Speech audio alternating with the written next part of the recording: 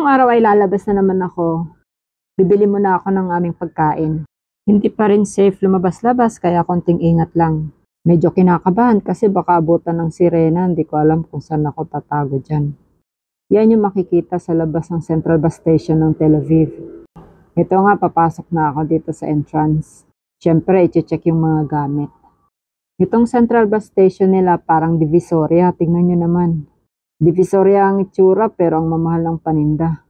Siyempre, pag i-convert mo sa pera natin dyan sa Pilipinas, naglibot-libot muna ako bago ako pumunta sa bilihan ng mga gulay.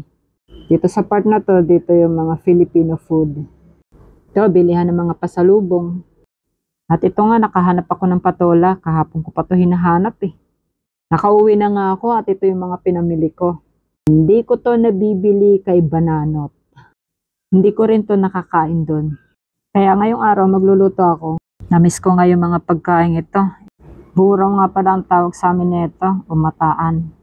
Ito nga pala yung una kong lulutuin, patola na may miswa. Hiniwa-hiwa ko na para dire-diretso ng pagluluto ko. Ginisa ko na at nilagay ko na ng tubig. Nilagyan ko na rin ng miswa, dinagdagan ko na rin ng tubig. So ayan na, okay na yung timpla niyan. Inihanda ko naman yung susunod kong lulutuin. Maggigisa ako ng bagoong. Ay, sobrang namiss ko talaga to.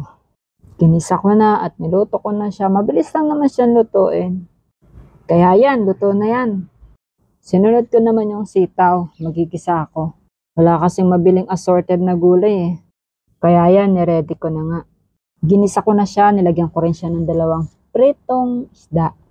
Hinalo ko na at tinimplahan. Kaya yan, kumain na ako. May paganyan-ganyan pa ako.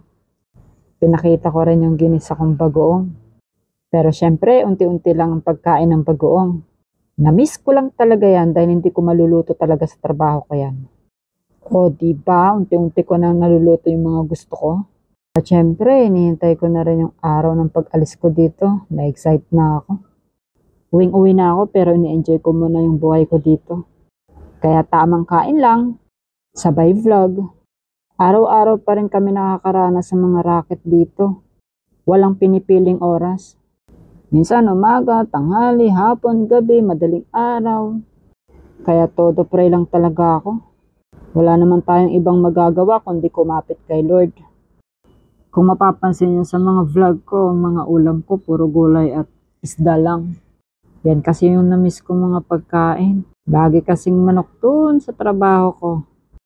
Sarap ng pakiramdam nang walang iniisip, walang inalagaan, walang trabaho, kaso wala ring sweldo.